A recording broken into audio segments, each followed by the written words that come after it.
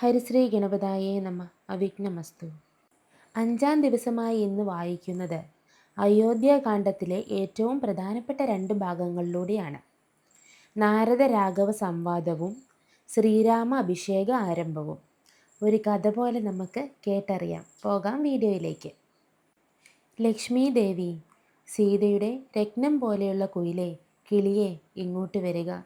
നിന്റെ മടിയും ആലസ്യവും നീ വേഗത്തിൽ മാറ്റണം. ഭഗവാൻ ശ്രീകൃഷ്ണൻ്റെ അല്ലെങ്കിൽ വിഷ്ണുവിൻ്റെ അമൃത് പോലെയുള്ള ചരിത്രം ഇനിയും വളരെ സന്തോഷത്തോടെ സരസമായി പറയൂ. എങ്കിൽ കേട്ടുകൊള്ളൂ, ഞാൻ ചുരുക്കി പറയാം. ഇത് കേട്ടാൽ പലവിധത്തിലുള്ള എല്ലാ പാപങ്ങളും അകന്നു പോകും. ഒരു വിധത്തിലുള്ള സങ്കടങ്ങളും സംഭവിക്കുകയുമില്ല. താമരക്കണ്ണനായ ഭഗവാന്റെ കഥകൾ കേട്ടാൽ ലക്ഷ്മി ദേവിയുടെ അവതാരമായ സീതാദേവിയുടെ ബാങ്കിക്കടലായ ശ്രീരാമദേവൻ പരശുരാമൻ്റെ അഹങ്കാരം ശമിപ്പിച്ച് മാർഗമധ്യേയുള്ള തടസ്സങ്ങൾ നീക്കി അയോധ്യ നഗരത്തിൽ പ്രവേശിച്ചു. പിതാവായ ദശരഥനോടും സ്വന്തം മാതാക്കളോടും ബ്രഹ്മാവിൻ്റെ പുത്രനായ വസിഷ്ഠ ഗുരുവിനോടും സഹോദരന്മാരോടും സൈന്യത്തോടും ഒന്നിച്ച് ഭൂമിപുത്രിയായ സീതാദേവിയോടും എതിരേൽക്കാൻ വന്ന പൗരജനങ്ങളോടും ഒന്നിച്ച് വലിയ രാജകൊട്ടാരത്തിനുള്ളിലേക്ക് പ്രവേശിച്ചു. ശ്രീരാമൻ്റെ നാനാവിധത്തിലുള്ള ഗുണങ്ങൾ കണ്ട് ലോകത്തിന് വലിയ സന്തോഷം വന്നു ചേർന്നു. പരമശിവൻ, പരമേശ്വരൻ, ജഗദീശ്വരൻ, സർപ്പങ്ങളാകുന്ന ആഭരണങ്ങളാൽ അലങ്കരിക്കപ്പെട്ടവൻ, ജ്ഞാനസ്വരൂപൻ, ഭയമില്ലാത്തവൻ, മൃത്യുവെ ജയിച്ചവൻ, പരമനായവൻ, മംഗളം നൽകുന്നവൻ, ഭഗവാൻ, സംസാരിത അഷ്ടങ്ങളെ അകറ്റുന്നവൻ. പാർവതി ദേവിയോടൊപ്പം രാമൻ്റെ മംഗളകരമായ കഥയാകുന്ന അമൃതിൻ്റെ സാരം പാർവതിക്ക് ഉപദേശിച്ചു കൊടുത്തപ്പോൾ പവിഴം പോലെയുള്ള ചുണ്ടുകളുള്ള പാർവതീദേവിയാകുന്ന പർവ്വതരാജപുത്രി ആനന്ദത്താൽ വിവശയായി. ഭർത്താവായ പരമേശ്വരൻ്റെ പാദങ്ങളിൽ വന്ദിച്ച് ഭക്തിയോടെ വീണ്ടും ഇപ്രകാരം അരുളി ചെയ്തു. നാരായണനും താമര ഇതൾ പോലെയുള്ള കണ്ണുള്ളവനും സ്ത്രീകളുടെ മനസ്സിനെ മോഹിപ്പിക്കുന്നവനും മാധവനും നാരദനാൽ സേവിക്കപ്പെട്ടവനും ബ്രഹ്മാവിന് പ്രിയപ്പെട്ടവനും നാരകാസുരൻ്റെ ശത്രുവും കാമദേവൻ്റെ പിതാവുമായ ഭഗവാൻ, നാഥനും മനുഷ്യരുടെ സുഹൃത്തും സർവ്വലോകങ്ങളിലെയും നിറഞ്ഞു നിൽക്കുന്നവനും നാദവിദ്യയുടെ സ്വരൂപമായവനും 1000 നാമമുള്ളവനും താമരപ്പൂവ് പോലെ സുന്ദരമായ മുഖമുള്ളവനും നരകാസുരൻ്റെ ശത്രുവും സൂര്യവംശത്തിൽ ജനിച്ചവനും പരമപുരുഷനും പുരുഷശ്രേഷ്ഠനുമായ ശ്രീരാമദേവൻ ദയാസമുദ്രവും ആഗ്രഹിക്കുന്ന ഫലങ്ങൾ നൽകുന്നവനുമാണ്. രാക്ഷസവംശത്തിൻ്റെ വിനാശനത്തിന് കാരണക്കാരായവനും സാക്ഷാൽ ആനന്ദം നൽകുന്ന മുകുന്ദനുമായ ഭഗവാൻ ഭൗതിക സുഖങ്ങളും ഉത്തമ ഭക്തിയും മോക്ഷവും നൽകുന്നവനും ആസക്തികളിൽ നിന്നും മുക്തനായവനും സംസാര ബന്ധങ്ങൾ വേർപെട്ടവരുടെ ഹൃദയത്തിൽ വസിക്കുന്നവനുമാണ്. വ്യക്തമായ രൂപമുള്ളവനും രൂപമില്ലാത്തവനും അനന്തനും നാശമില്ലാത്തവനുമായ ഭഗവാൻ സർവശക്തിയോട് കൂടിയവനും ശരണം പ്രാപിച്ചവരെ സംരക്ഷിക്കുന്നവനുമാണ്. രാക്ഷസ രാജാവായ ദശമുഖന്, അതായത് രാവണന് പോലും മോക്ഷം കൊടുത്ത ഭഗവാന്റെ ദിവ്യചരിത്രങ്ങൾ രാപ്പകലില്ലാതെ ആയുഷ്കാലം മുഴുവൻ കേട്ടാലും എനിക്ക് തൃപ്തിയാവുകയില്ല. എനിക്ക് മോക്ഷം പോലും വേണ്ടതില്ല, കഥ കേട്ടാൽ മാത്രം മതി. ഇപ്രകാരം പാർവതീദേവിയായ മഹേശ്വരി ഭക്തിയോടെ പരമേശ്വരനോട് പറഞ്ഞപ്പോൾ കാമദേവനെ ഭസ്മമാക്കിയ പരമശിവൻ പുഞ്ചിരിച്ചുകൊണ്ട് സുന്ദരി കേട്ടുകൊള്ളുക എന്ന് അരുളി ചെയ്തു.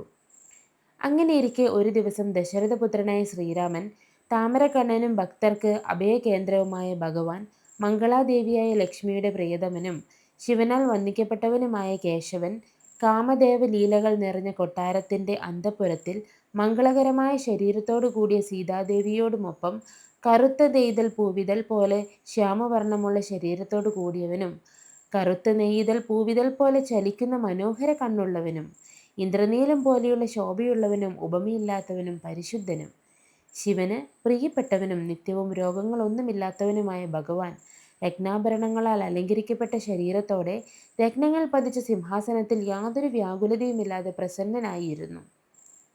രത്നം പിടിപ്പിച്ച പടിയിലുള്ള വെൺചാമരം കൊണ്ട് പത്നിയായ സീതാദേവിയാൽ കാറ്റേൽപ്പിക്കപ്പെട്ട് വളരെ മനോഹരമായി വിരാജിച്ചു. ബാലചന്ദ്രനെ പോലെ മനോഹരമായ നെറ്റിയുള്ളവനും അവിടെ ചന്ദനച്ചാറ് അരച്ചു തേച്ചവനെ പോലെ അലങ്കരിച്ചവനും ഉദയസൂര്യൻ്റെ പ്രഭ പോലെ വസ്ത്രം ധരിച്ചവനും ചന്ദ്രന് തുല്യമായ മുഖശോഭയുള്ളവനുമാണ് ശ്രീരാം. ആ സമയത്ത് ലീലാലോലനായി വെറ്റില മുറുക്കിക്കൊണ്ട് തൻ്റെ വിശ്രമവേള വിനോദത്തോടെ ചിലവഴിച്ചുകൊണ്ടിരിക്കുന്ന സമയത്ത് ഭഗവാനെ ദർശിക്കുന്നതിനായി മഹാമുനിയായ നാരദൻ അപ്പോൾ ഭൂലോകത്തിലേക്ക് എഴുന്നള്ളി ഭൂമിയിൽ ധന്യമായി. മനോഹരമായ ശക്തികല ചന്ദ്രൻ്റെ പ്രഭയോടും പരിശുദ്ധമായ സ്ഫടികത്തിന് തുല്യമായ ശോഭയുള്ള ശരീരത്തോടും നക്ഷത്രങ്ങൾ നിറഞ്ഞ ആകാശത്തു നിന്ന് ആദരവോടെ അവിടേക്ക് വളരെ വേഗത്തിൽ ഇറങ്ങി പതിച്ചു. അത് കണ്ട് ശ്രീരാമദേവനും ആദരവോടെ വെപ്രാളത്തോടെയും ബഹുമാനത്തോടെയും നാരദ മഹർഷിയെ കണ്ടെഴുന്നേറ്റു. സ്ത്രീരത്നമായ സീതാദേവിയോടൊപ്പം നിലത്തു വീണ് വേഗത്തിൽ സാഷ്ടാംഗം നമസ്കരിച്ചു. പാദ്യം: കാൽ കഴുകുവാനുള്ള വെള്ളം, ആസനം, ആചമനീയം, ആർഘ്യം എന്നിവ നൽകി. ശ്രേഷ്ഠീയമായി പൂജിക്കപ്പെട്ട നാരദമുനി താൻ ഇരിക്കാൻ നിർദ്ദേശിച്ചതുകൊണ്ട് ഇരുന്ന രാഘവൻ, അതായത് ശ്രീരാമൻ, മന്ദഹാസത്തോട് സന്തോഷിച്ചു ആദരപൂർവം. പതുക്കെ ആ മുനിശ്രേഷ്ഠനോട് ഇപ്രകാരം അരുളി ചെയ്തു: അല്ലയോ കരുണാനിധി, ഇപ്പോൾ ഞാൻ അങ്ങയുടെ പാദങ്ങളെ വന്ദിക്കുന്നു. പലതരത്തിലുള്ള ലൗകിക വിഷയങ്ങളിൽ ആസക്തരായി കഴിയുന്ന മനസ്സോടുകൂടി സംസാരസാഗരത്തിൽ കഴിയുന്ന മനുഷ്യരായ ഞങ്ങൾക്ക് ആലോചിച്ചു നോക്കിയാൽ മഹാജ്ഞാനിയായ അങ്ങയുടെ പാദപദ്മങ്ങൾ കാണാൻ കഴിയുക എന്നത് തീർച്ചയായും വളരെ അപൂർവമാണ്. മുൻപ് ഞാൻ ചെയ്ത ഏതോ പുണ്യത്തിൻ്റെ ഫലം കൊണ്ടാണ് ഇപ്പോൾ അങ്ങയെ ദർശിക്കുവാൻ ഭാഗ്യം എനിക്ക് വന്നത്. അല്ലയോ ബ്രഹ്മാവിൻ്റെ പുത്രനായ മഹാമുനെ, എൻ്റെ വംശവും ജന്മവും എൻ്റെ രാജ്യവും ഇന്ന് പരിശുദ്ധമായി തീർന്നു. അല്ലയോ തപോനിധേ, എന്നാൽ ഇനി എന്താണ് അങ്ങയുടെ വരവിൻ്റെ ആവശ്യമെന്ന് എന്നോട് അരുളി ചെയ്തിയാലും. അല്ലയോ ദയാനിധേ, എന്തൊരു കാര്യം മനസ്സിൽ കരുതിയാണ് അങ്ങ് ഇങ്ങോട്ട് എഴുന്നള്ളിയത്? അത് സന്തോഷത്തോടെ എന്നോട് അരുൾ ചെയ്യണം.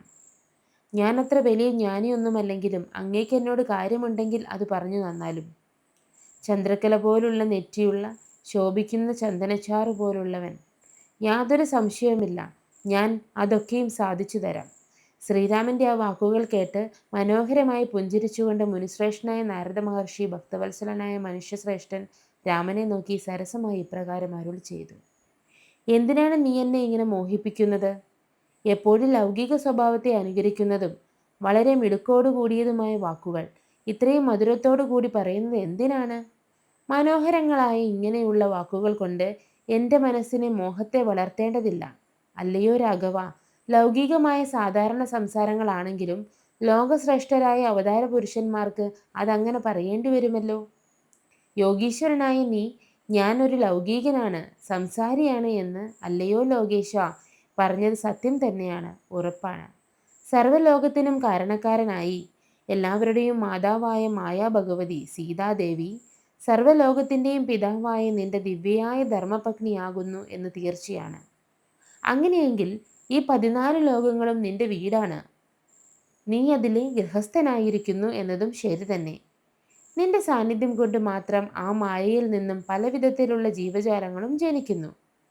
ബ്രഹ്മാവ് മുതൽ ചെറിയ അണുക്കൾ വരെയുള്ള ഒന്നുപോലും ഒഴിയാതെ സകല ചരാചര ജീവികളും എല്ലാം നിന്റെ മക്കളാണ്. അതിനാൽ ഞാനൊരു ലൗകികയാണ്, കുടുംബസ്ഥനാണ് എന്ന് നീ പറഞ്ഞതും ശരിയായി വരും. ഈ കാണുന്ന ലോകത്തിലെ സകല ജീവികൾക്കും എപ്പോഴും പ്രധാനിയായ പിതാവായിരിക്കും നീ തന്നെയല്ലേ? വെളുപ്പ്, ചുവപ്പ്, കറുപ്പ് എന്നീ വർണ്ണാഭങ്ങളോട് കൂടി സത്വം, രജസ്, തമസ് എന്നു പേരുള്ള 3 ഗുണങ്ങളുടെ ചേർച്ചയായിരിക്കുന്ന വിഷ്ണുവിൻ്റെ മഹാമായ ശക്തിയല്ലേ നിന്റെ പത്നിയായിരിക്കുന്നത്? സകല ജീവജാലങ്ങളെയും ജനിപ്പിക്കുന്നതും അവളാണ്. അവളാൽ സൃഷ്ടിക്കപ്പെട്ടവനാണ് നീ പറഞ്ഞ ലൗകികൻ. അതിൽ യാതൊരു സംശയവുമില്ല. മക്കൾ, മിത്രങ്ങൾ, ധനം, ഭാര്യ, വസ്തുവകകൾ എന്നിവയിൽ ലൗകികനായ ഗൃഹസ്ഥൻ ആസക്തിയായിരിക്കും. അല്ലയോ മഹാമതേ? ലൗകികൻ, കുടുംബകാര്യങ്ങളിൽ മുഴുകിയവൻ, ബ്രഹ്മാവിൻ്റെ പുത്രൻ നാരദൻ. 3 ലോകങ്ങളാവുന്ന മഹാഭവനത്തിൽ അങ്ങ് ഒരേയൊരു യജമാനനായി ഗൃഹസ്ഥനായിരുന്നു. നീ സാക്ഷാൽ നാരായണനാണ്. സീതാദേവിയാകട്ടെ മഹാലക്ഷ്മിയുമാണ്. നീ കാമദേവന്റെ ശത്രുവായ പരമശിവനാണ്. ആ ജാനകി ദേവിയാകട്ടെ പാർവതിയുമാണ്. താമരപ്പൂവിന് ജനിച്ച ബ്രഹ്മാവ് നീ തന്നെയാണ്. നിന്റെ ഭാര്യയായ സരസ്വതി ദേവിയാകുന്നത് ജാനകിയുമാണ്.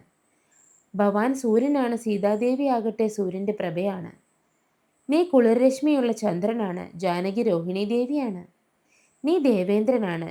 ശചീദേവിയാകട്ടെ ജാനകിയുമാണ്. നീ അഗ്നിദേവനാണ്. ഭൂമിപുത്രിയായ സീത സ്വാഹാദേവിയുമാണ്. നീ യമധർമ്മരാജനാണ്. ദണ്ഡനീതി ജാനകിയുമാണ്.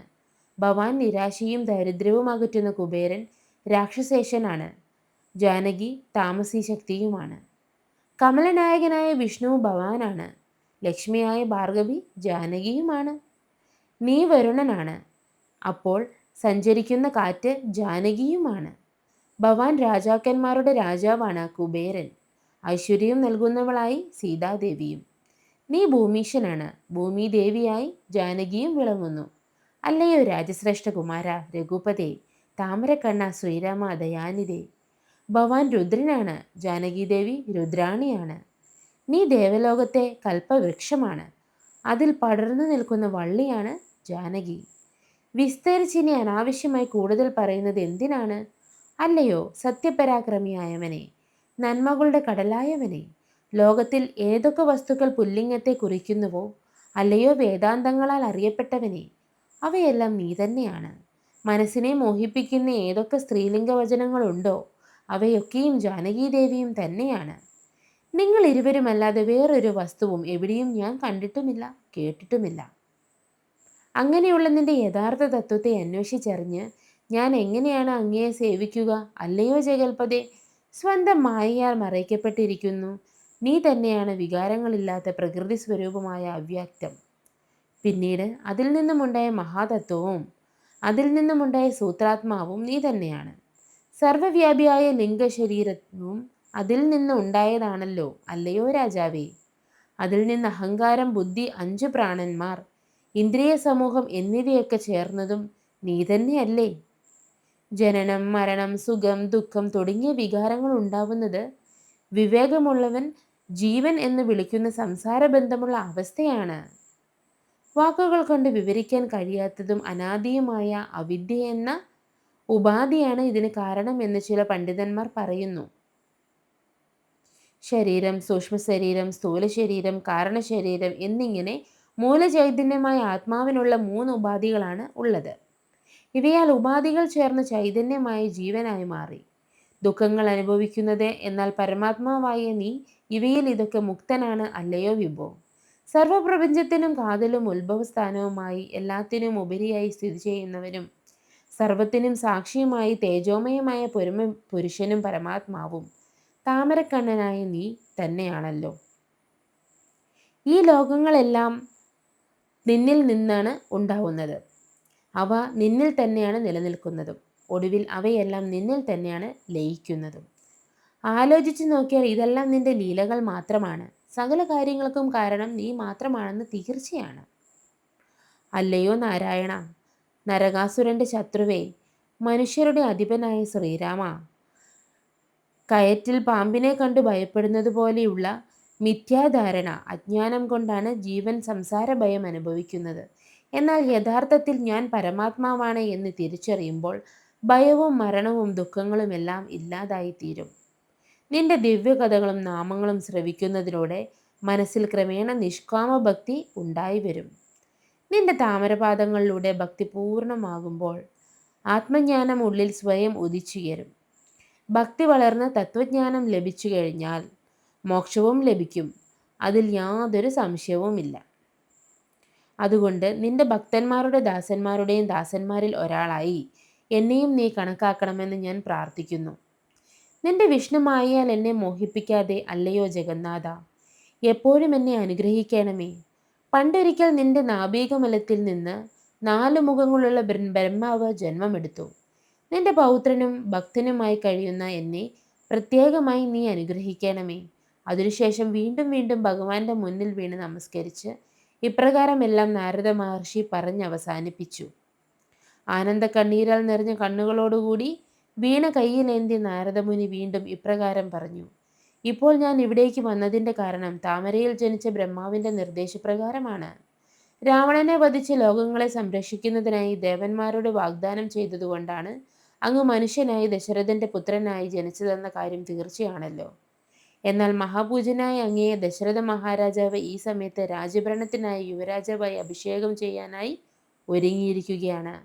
നീയും അതിനോട് അനുകൂലമായി നിൽക്കും. അങ്ങനെ പോയാൽ ദശമുഖനായ രാവണന്റെ വധിക്കാൻ പിന്നീട് അങ്ങേക്ക് ഒരവസരം ഉണ്ടായെന്ന് വരില്ല. ആ കടുത്ത വാക്ക് പാലിക്കണം എന്ന് എന്നോട് വേഗത്തിൽ ചെന്ന് അങ്ങയോട് പറയാൻ ബ്രഹ്മാവ് ആവശ്യപ്പെട്ടു. അങ്ങ് സത്യസന്ധനാണെന്നും മനുഷ്യനായി ജന്മമെടുത്തതിനാൽ മനസ്സിൽ ഒരു കാര്യം ഒരു പക്ഷെ മറന്നുപോയേക്കാം എന്ന് ഭയന്നാണ് ഇത് പറഞ്ഞത്. നാരദൻ ഇപ്രകാരം പറഞ്ഞത് കേട്ട് അതിന് മറുപടിയായി രാഘവൻ ഇപ്രകാരം അരുൾ ചെയ്തു: ഞാൻ ഒരു നാളും എൻ്റെ സത്യത്തെ ലംഘിക്കുകയില്ല. അങ്ങയുടെ മനസ്സിൽ യാതൊരു വിഷമവും ഉണ്ടാകേണ്ടതുമില്ല. എന്തിനാണ് ഇത്രയും കാലതാമസം വരുത്തുന്നത് എന്നല്ലേ നീ വിചാരിക്കുന്നത്? അതിൻ്റെ യഥാർത്ഥ കാരണവും ഞാൻ പറഞ്ഞു തരാം. മനുഷ്യർക്ക് കാര്യങ്ങൾ സാധ്യമാവുന്നതും അനുയോജ്യമായ സമയത്ത് നോക്കിയാണ്. ഭഗവാൻ പരമേശ്വരൻ തന്നെയാണല്ലോ കാലത്തിൻ്റെ സ്വരൂപം. പ്രാരബ്ധ കർമ്മങ്ങൾ ഫലങ്ങൾ നശിച്ചു തീരുന്ന സമയം വരുമ്പോഴല്ലാതെ ഇതെല്ലാം മുൻകൂട്ടി ചെയ്യാൻ ആർക്കും സാധിക്കുകയില്ല. മനുഷ്യന്റെ പരിശ്രമം എന്നത് ഒരു നിമിത്തം കാരണമാണ്. അറിയാത്തവരായി ആരുമില്ലല്ലോ. ഞാൻ നാളെ തന്നെ കാട്ടിലേക്ക് പോവുകയാണ്. കമലനയനായ ഭഗവാന്റെ പാദങ്ങളെ തൊട്ട് ഞാൻ സത്യം ചെയ്യാം. അതിനുശേഷം 14 വർഷക്കാലം കാട്ടിൽ തപസ്വിയുടെ വേഷമണിഞ്ഞ് ഞാൻ കഴിയുന്നതാണ്. ആ സമയത്ത് രാക്ഷസവംശത്തെയും രാവണനെയും വധിച്ച് രാക്ഷസവംശത്തെ പൂർണ്ണമായി നശിപ്പിക്കുന്നതുമാണ്. സീതാദേവിയെ കാരണമാക്കിക്കൊണ്ട് രാക്ഷസവംശത്തിന്റെ വിനാശം വരുത്തിവെക്കാൻ ഞാൻ ഇതാ സത്യം ചെയ്യുന്നു എന്ന് ശ്രീരാമദേവൻ അരുളി ചെയ്തു. അത് കേട്ട് വളരെ സന്തോഷത്തോടെ മനസ്സോടെ നാരദ മഹർഷി ആ സമയത്ത് ശ്രീരാമദേവൻ പ്രദക്ഷിണം വയ്ക്കുകയും വേഗത്തിൽ ഭഗവാന്റെ മുന്നിൽ വീണ് സാഷ്ടാംഗം നമസ്കരിക്കുകയും ചെയ്തു. അതിനുശേഷം ആ ദേവമുനി ശ്രേഷ്ഠൻ ഭഗവാന്റെ അനുവാദം വാങ്ങി ആദരവോടെ ദേവലോകത്തേക്ക് തിരിച്ചുപോയി. ശ്രീരാമനും നാരദനും തമ്മിലുള്ള ഈ സംവാദം ഇപ്രകാരം യഥാവിധി വായിക്കുകയോ കേൾക്കുകയോ മനസ്സിൽ ധ്യാനിക്കുകയോ മറ്റുള്ളവരെ കേൾപ്പിക്കുകയോ ചെയ്യുന്ന മനുഷ്യന് തീർച്ചയായും മോക്ഷം ലഭിക്കും. അതിൽ യാതൊരു സംശയവുമില്ല. ഇനി ശേഷിക്കുന്ന രാമകഥാഭാഗങ്ങൾ കേൾക്കണമെന്നുണ്ടെങ്കിൽ സകല പാപദോഷങ്ങളും അകലുന്നതിനായി അത് ഞാൻ തുറന്നു പറയാം. അങ്ങനെയിരിക്കെ ഒരു ദിവസം ദശരഥ മഹാരാജാവ് സഭയിൽ വളരെ സന്തോഷത്തോടെ ഇരിക്കുന്ന വേളയിൽ ബ്രഹ്മാവിന്റെ പുത്രനായ വസിഷ്ഠ മഹർഷിയാകുന്ന തൻ്റെ കുലഗുരുവിനെ വന്ദിച്ച് ഇപ്രകാരം പറഞ്ഞു: എൻ്റെ നാട്ടിലെ പൗരജനങ്ങളും പ്രധാനപ്പെട്ട മന്ത്രിമാരും ഇപ്പോഴും എൻ്റെ ശ്രീരാമനെ പ്രശംസിച്ചുകൊണ്ടാണ് ഇരിക്കുന്നത്.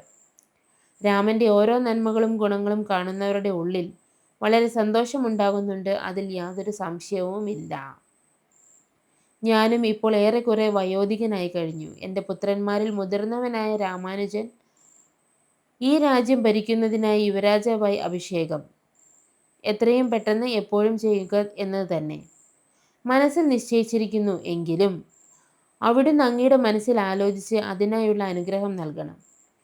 ഈ ജനങ്ങൾക്ക് രാമനോടും സ്നേഹവും താല്പര്യവും എപ്പോഴും വളരെ കൂടുതലാണെന്ന് അങ്ങ് മനസ്സിലാക്കിയല്ലോ. അമ്മാവൻ്റെ വീട്ടിലേക്ക് പോയതിൽ പിന്നെ വളരെ കാലമായി മുന്നമേ പോയിരുന്ന ഭരതനും ശത്രുഘ്നനും ഇങ്ങോട്ട് തിരികെ വന്നിട്ടേയില്ല. എന്നാൽ അടുത്ത ദിവസം തന്നെ വളരെ മംഗളകരമായ ഒരു മുഹൂർത്തമുണ്ട്. വളരെ പുണ്യമുള്ള പൂയം നക്ഷത്രമാണ് ആ ദിവസം. അതിനാൽ ഭരതനും ശത്രുവും വരുന്നതുവരെ നീ കാത്തിരിക്കേണ്ടതില്ലല്ലോ. രാക്ഷസകുലത്തിൻ്റെ നാശം ഇനിയും ബാക്കിയുള്ളവൻ എന്നത് എൻ്റെ മനസ്സിൽ ഉറച്ച തീരുമാനമാണ്. അതിനാൽ ആ രാജാഭിഷേകത്തിന് ആവശ്യമായ ഒരുക്കങ്ങളെല്ലാം ഇന്ന് തന്നെ മംഗളകരമായി വേഗത്തിൽ തയ്യാറാക്കണം. അവിടുന്ന് ഒട്ടും വൈകാതെ ശ്രീരാമന്റെ അടുക്കൽ ചെന്ന് ആ സന്തോഷ വാർത്ത സന്തോഷത്തോടെ അറിയിക്കുകയും ചെയ്യണം. നഗരത്തിലുടനീളം തോരണത്തിരകൾ വലിച്ചു കെട്ടി ഉയർന്നു. മനോഹരമായ കൊടികളും വളരെ ഉയരത്തിൽ നാട്ടി അലങ്കരിച്ചു. ഉച്ചത്തിലുള്ള വലിയ വാദ്യമേളങ്ങളുടെയും മുരശുകളുടെ ശബ്ദത്താൽ പൂരിക മുഴങ്ങവേ എല്ലാ ദിക്കുകളും ഒരേപോലെ മുഴങ്ങി മാറട്ടെ. രാജാവായ ദശരഥൻ അതിനുശേഷം ആദരവോടെ തൻ്റെ പ്രധാനമന്ത്രിയായ സുമന്ത്രരോട് നോക്കി ഇപ്രകാരം അരുളി ചെയ്തു: വസിഷ്ഠ മഹർഷി കൽപ്പിച്ചു നൽകുന്ന നിർദ്ദേശങ്ങൾ അനുസരിച്ച് എല്ലാ കാര്യങ്ങളും മംഗളകരമായി നീ ഒരുക്കിയാലും നാളെ തന്നെ യുവരാജാവായിട്ടുള്ള അഭിഷേകം നടക്കേണ്ടതുണ്ട്. താമരക്കണ്ണനായ എൻ്റെ രാമന് വേണ്ടിയാണ് ഉറപ്പാണ്. അതുകൊണ്ട് വളരെ സന്തോഷവാനായ സുമന്ത്രൻ ആ സമയത്ത് വസിഷ്ഠ മഹർഷിയെ വന്ദിച്ചുകൊണ്ട് ആദരവോടെ ഇപ്രകാരം പറഞ്ഞു: എന്തൊക്കെ സാധനങ്ങളാണ് തയ്യാറാക്കേണ്ടതെന്ന് അവിടുന്ന് കൽപ്പിച്ചാലും മന്ദരമെന്നെ സംഭരിച്ചിടുവാൻ യാതൊരു താമസവും കൂടാതെ അവയെല്ലാം ഞാൻ ഒരുക്കി വയ്ക്കാം. മനസ്സിൽ ചിന്തിച്ചു നോക്കിയിട്ട് സുമന്ത്രരോട് വസിഷ്ഠമുനി ഇപ്രകാരം കൽപ്പിച്ചു പറഞ്ഞു: കേട്ടുകൊള്ളൂ. നാളെ പ്രഭാതത്തിൽ തന്നെ നന്നായി അലങ്കരിച്ച് സുന്ദരിമാരായ 16 കന്യകമാർ കൊട്ടാരത്തിൻ്റെ നടുമുറ്റത്ത് വന്ന് നിൽക്കണം. മതിയാനകളെ സ്വർണ്ണാഭരണങ്ങൾ അണിയിച്ചൊരുക്കണം. ഐരാവതത്തിൻ്റെ വംശത്തിൽ ജനിച്ച 4 കൊമ്പുള്ള ശ്രേഷ്ഠമായ ആന അങ്കണത്തിൽ അലങ്കരിച്ചു വന്ന് നിൽക്കണം. നാനാവിധ ദിവ്യതീർത്ഥങ്ങളെ ജലം നിറച്ച് ദിവ്യരത്നങ്ങൾ ഇട്ടുവച്ചതും വിചിത്രവുമായ 1000 സ്വർണ്ണകലശങ്ങൾ ചന്ദനവൃക്ഷത്തിൻ്റെ ഇലകൾ കൊണ്ട് വായമൂടക്കെട്ടി തയ്യാറാക്കി വയ്ക്കണം. മുനിമാർക്ക് ഇരിക്കാൻ യോഗ്യമായ പുതിയ പുലിത്തോലുകൾ കൊണ്ടുവരിക. രത്നങ്ങൾ പതിപ്പിച്ച് ശോഭിക്കുന്ന സ്വർണ്ണപ്പിടിയുള്ള കൊറ്റക്കുടയും മുത്തുമാലകളാൽ ശോഭിക്കുന്ന പരിശുദ്ധമായ വസ്ത്രങ്ങൾ, പൂമാലകൾ, ആഭരണങ്ങൾ എന്നിവയും മഹാന്മാരായ മുനിശ്രേഷ്ഠന്മാർ ഇവിടെ വന്നിട്ട് ഒരുക്കങ്ങളോ ചടങ്ങുകളോ മംഗളകരമായി ചെയ്യുക. കയ്യിൽ ദർഭപ്പുല്ലേന്തി സമീപെ വന്നു നിൽക്കണം. നർത്തകന്മാരും വാരസ്ത്രീകളും നർത്തകികളും നർത്തകന്മാർ, പാട്ടുകാർ, വീണ വായിക്കുന്നവർ എന്നിവരുടെ സംഘവും ദിവ്യങ്ങളായ സകല വാദ്യമേളങ്ങളും മുഴക്കണം. രാജകൊട്ടാരത്തിൽ തിരുമുറ്റത്ത് നിന്നും അത് വളരെ മനോഹരമായി ആസ്വദിക്കുവാനും കഴിയണം. ആന, കുതിര, തേര്, സഞ്ചരിക്കുന്നവർ, കാലാൾപ്പട എന്നിവയാവുന്ന വലിയ സൈന്യം നല്ല വസ്ത്രങ്ങളും ആഭരണങ്ങളും അണിഞ്ഞു അലങ്കാരങ്ങളോടെ അവിടെ വന്ന് ചേരണം. എല്ലാ ക്ഷേത്രങ്ങളിലും പ്രത്യേക പൂജകളും ബലികളും ദീപാലങ്കാരങ്ങളും വലിയ ഉത്സവ അന്തരീക്ഷവും വേണം. മറ്റ് മാടമ്പി രാജാക്കന്മാരെയും ക്ഷണിച്ചു വരുത്താൻ അങ്ങോട്ട് നിയോഗിക്കുക. ശോഭയോടെ രാമനാശാഭിഷേകമായി ശ്രീരാമന്റെ രാജ്യാഭിഷേകത്തിനായി വളരെ ശോഭയോടെയും പ്രൗഢിയോടും കൂടി ഇതെല്ലാം ഒരുക്കണം. ഇപ്രകാരം എല്ലാ കാര്യങ്ങളും സുമന്ത്രരെ ചുമതലപ്പെടുത്തിയിട്ട് വസിഷ്ഠ മഹർഷി വേഗത്തിൽ തേരിൽ കയറി യാത്രയായി. ദശരഥപുത്രനായ ശ്രീരാമന്റെ മനോഹരവും ശോഭനവുമായ കൊട്ടാരത്തിൽ വളരെ സന്തോഷത്തോടെയും ആദരവോടെയും കൂടി വേഗത്തിൽ എത്തിച്ചേർന്ന് വസിഷ്ഠഗുരു എഴുന്നള്ളിയ വിവരമറിഞ്ഞ് ശ്രീരാമൻ ഉടൻ തന്നെ മുന്നിലേക്ക് ചെന്ന് സാഷ്ടാംഗം പ്രണമിച്ചു വന്ദിച്ചു. അതിനുശേഷം രത്നങ്ങൾ പതിച്ച സിംഹാസനം നൽകി ഗുരുവിനെ അവിടെ ഇരുത്തി. തന്റെ പത്നിയായ സീതാദേവിയോടൊപ്പം വളരെ ഭക്തിയോടെ ശ്രീരാമൻ പൊൻകലശസ്മിത നിർമ്മലവാരി സ്വർണ്ണ കലശത്തിൽ വെച്ചിരിക്കുന്ന പരിശുദ്ധമായ ജലം കൊണ്ട് ഗുരുവിന്റെ തൃപ്പാദങ്ങൾ കഴുകണം. ആ പാദതീർത്ഥം തൻ്റെ ശിരസിൽ ധരിച്ച ആത്മവിശുദ്ധി നേടിയവനായി വളരെ സന്തോഷത്തോടെയും പുഞ്ചിരിയോടുകൊണ്ടും ഇപ്രകാരം അരുളി ചെയ്തു. അല്ലയോ ഗുരു, അങ്ങയുടെ ഈ പാദേർത്ഥ തീർത്ഥം ശിരസിൽ അണിഞ്ഞുകൊണ്ട് ഇന്ന് അടിയൻ അത്യധികം പുണ്യവാനായി മാറിയിരിക്കുന്നു. ശ്രീരാമന്റെ ഈ വാക്കുകൾ കേട്ടിട്ട് വസിഷ്ഠ മഹർഷി നന്നായി പുഞ്ചിരിച്ചുകൊണ്ട് മറുപടി അരുളി ചെയ്തു. വളരെ നന്നായിരിക്കുന്നു നിന്റെ ഈ വചനങ്ങൾ. അല്ലയോ രാജകുമാര, എന്നാൽ ഇതിലൊരു കാര്യമുണ്ട്. നിന്റെ പാദപത്മങ്ങളിലെ തീർത്ഥം ധരിച്ചുകൊണ്ടാണ് സാക്ഷാൽ പരമശിവൻ പോലും ധന്യനായി തീരുന്നത്. നിന്റെ പാദതീർത്ഥത്താൽ പരിശുദ്ധനായി തീർന്നവനാണ് എൻ്റെ പിതാവായ ബ്രഹ്മാവും. അല്ലയോ രാജകുമാര, എന്നാൽ ഇപ്പോൾ സാധാരണക്കാരനായ ജനങ്ങൾക്ക് മാതൃകയാകാനോ ഉപദേശകനുമായി മഞ്ജുത വിക്രമ ചെന്നത് നീയടാ.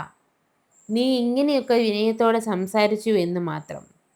നിന്റെ യഥാർത്ഥ സ്വരൂപത്തെക്കുറിച്ച് എനിക്ക് നന്നായി അറിയാം. നിന്നാലാവുന്നത് അതിനാൽ ഞാൻ നിന്റെ ഗുരുവായി വന്നെത്തിയത്. മോക്ഷം നൽകുന്നവനും സർവ്വലോകങ്ങളിലും നിറഞ്ഞു നിൽക്കുന്നവനുമായ ഈശ്വരൻ ലക്ഷ്മി ദേവിയോടൊപ്പം ഈ ഭൂമിയിൽ ഈ സമയത്ത് അവതരിച്ചു എന്നത് തീർച്ചയാണ്.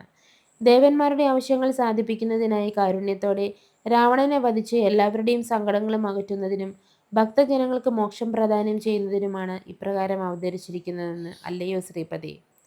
ദേവന്മാരുടെ കാര്യങ്ങൾ നിറവേറ്റുന്നതിനുള്ള അത്യന്തം രഹസ്യമായ കാര്യങ്ങൾ ഞാൻ ഇത്രയും നാൾ പുറത്തു പറയാതെ രഹസ്യമായി വെച്ചതാണ്. നിന്റെ ദൗത്യങ്ങളെല്ലാം നീ ചെയ്തു സാധിച്ചതും മായയാൽ മനുഷ്യവേഷം ധരിച്ചിരിക്കുന്നവനല്ലേ നീ, അല്ലയോ ശ്രീനിധി. ഭഗവാൻ എൻ്റെ ശിഷ്യനും ഞാൻ അങ്ങയുടെ ആചാര്യനുമാണല്ലോ. എന്നാൽ ലോകത്തിൻ്റെ നന്മയ്ക്കായി എന്നെ നീ ധർമ്മം ഉപദേശിക്കണം, അല്ലയോ പ്രഭു. സാക്ഷാൽ സകല ചരാചരങ്ങളെയും ആചാര്യനല്ലോ ഭഗവാൻ.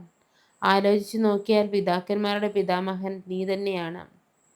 ആർക്കും ഗ്രഹിക്കാൻ കഴിയാത്തവനായി എല്ലാവരുടെയും ഉള്ളിലിരുന്ന അന്തർയാമി. സർവപ്രപഞ്ചമാവുന്ന ഈ യന്ത്രത്തെ തടയുന്നവനാണ് നീ. പരിശുദ്ധമായ സത്യത്വ ഗുണത്തോടും കൂടിയ ദിവ്യരൂപം സ്വന്തം ഇച്ഛയാൽ സ്വീകരിച്ച മനുഷ്യവേഷത്തിൽ ദശരഥൻ പുത്രനായി ഈ ഭൂമിയിൽ യോഗമായാൽ ജന്മമെടുത്തവനാണ്. എന്നാൽ കാര്യം വളരെ മുൻപേ തന്നെ ഞാൻ ഗ്രഹിച്ചിട്ടുണ്ട്.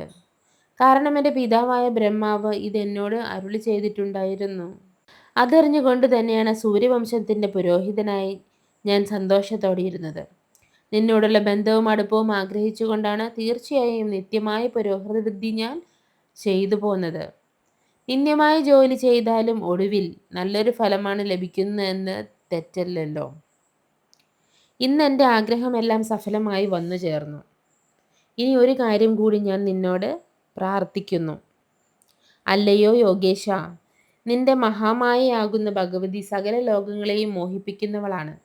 അവൾ എന്നെ മോഹിപ്പിക്കാതിരിക്കട്ടെ. ആചാര്യനായി എനിക്ക് ഗുരുദക്ഷിണ നൽകാൻ അങ്ങ് ആഗ്രഹിക്കുന്നുവെങ്കിൽ എൻ്റെ മനസ്സിനെ നിന്റെ വിഷ്ണുമായയാൽ മോഹിപ്പിക്കരുതേ എന്ന് പ്രാർത്ഥിക്കുന്നു.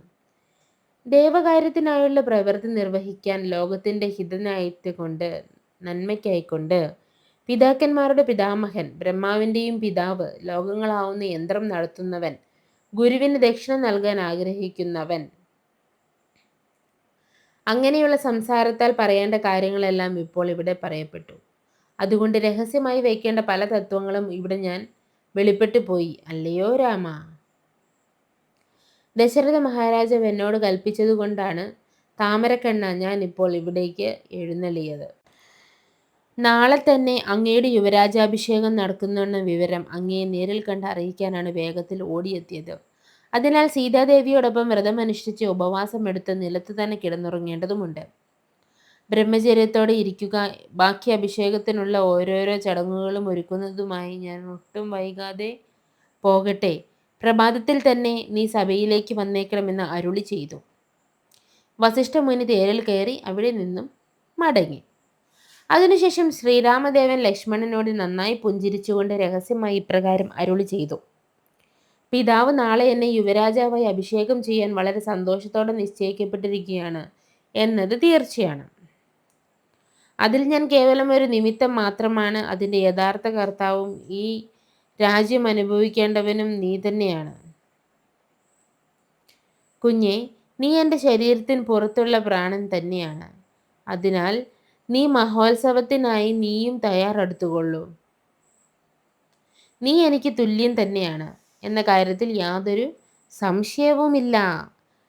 നമ്മളോട് ഇതിൽ എതിർക്കാൻ എവിടെ ആരുമില്ലല്ലോ. ഭഗവാൻ ഇപ്രകാരം ഓരോ കാര്യങ്ങൾ അരുളി ചെയ്തിരിക്കുമ്പോൾ വസിഷ്ഠ മഹർഷി ദശരഥ രാജാവിൻ്റെ കൊട്ടാരത്തിൽ പ്രവേശിച്ച് നടന്ന വിശേഷങ്ങളെല്ലാം ദശരഥ മഹാരാജാവിനോട് വളരെ സന്തോഷത്തോടെ വിവരങ്ങളുടെയും അറിയിച്ച് ബ്രഹ്മാവിൻ്റെ പുത്രനായ വസിഷ്ഠമുനിയോട് ദശരഥ മഹാരാജാവ് അത്യധികം ആനന്ദത്തോടെ സംസാരിച്ചു. ശ്രീരാമൻ്റെ അഭിഷേക വിശേഷങ്ങൾ പറയുന്നത് കേട്ടുകൊണ്ട് ഒരു സേവകൻ ചെന്ന് കൗസല്യദേവിയോടും സുമിത്രയോടും വളരെ സന്തോഷത്തോടെ ഈ നല്ല വാർത്ത അറിയിച്ചു. സന്തോഷത്തോടെ ഈ വാർത്ത കേട്ട സമയം കൗസല്യദേവി ആ വാർത്ത കൊണ്ടുവന്ന ആളുകൾക്ക് വെലുപിടിപ്പുള്ള മനോഹരമായ ഒരു മാല സമ്മാനമായി നൽകി. തുടർന്ന് തൻ്റെ പുത്രൻ്റെ ആരോഗ്യത്തിനും ഐശ്വര്യത്തിനും അഭിവൃദ്ധിക്കുമായി കൗസല്യദേവി വളരെ ഭക്തിയോടെ ലക്ഷ്മി ദേവിയെ പൂജിച്ചു. അല്ലയോ നാഥേ, മഹാദേവി, നീ മാത്രമാണ് ഞങ്ങൾക്ക് ആശ്രയം തുണയും എന്ന് പ്രാർത്ഥിച്ച് മനസ്സിൽ പൂർണ്ണ ഭക്തിയോടെ തൊഴുത് പ്രണമിച്ച് പ്രാർത്ഥിച്ചു പോന്നു. ഇന്ന് പാരായണം ചെയ്യുന്ന വരികളുടെ അർത്ഥമാണിവ. ഇവ കേൾക്കുമ്പോൾ ഒരു കഥ പോലെ മനസ്സിൽ കൊണ്ടുപോകുവാനും നമ്മളെ ആ നടക്കുന്നിടത്ത് എത്തിക്കുവാനും നമ്മൾ ആ ശ്രീരാമൻ്റെ താമരപാദങ്ങൾ കണ്ടു എന്ന് തോന്നിപ്പിക്കും വിധമുള്ളൊരു കഥയാണിവ. എല്ലാവരും കേൾക്കാം, ആസ്വദിക്കാം. ആസ്വദിക്കുന്നതിനും ഉപരി നമുക്കറിയില്ലാത്തൊരു കാര്യം, അതായത് രാമായണം എന്താണെന്ന് ചിലപ്പോൾ വായിക്കുന്നുണ്ടാവും, എങ്കിലും എന്താണ് അതിൻ്റെ ഉള്ളിൽ, അതിൻ്റെ അർത്ഥം എന്താണെന്ന് ഒരു 80% ആളുകൾക്കും അറിയില്ല എന്നാണ് എൻ്റെ വിശ്വാസം. അവർക്ക് അറിയുവാനും എനിക്ക് സ്വയം അറിയുവാനും വേണ്ടിയിട്ടാണ് ഞാനിവ ചെയ്യുന്നത്. എല്ലാവരും കാണുക, സപ്പോർട്ട് ചെയ്യുക. Thank you. നാളെ മറ്റൊരു വീഡിയോയുമായി കാണാം. നന്ദി, നമസ്കാരം.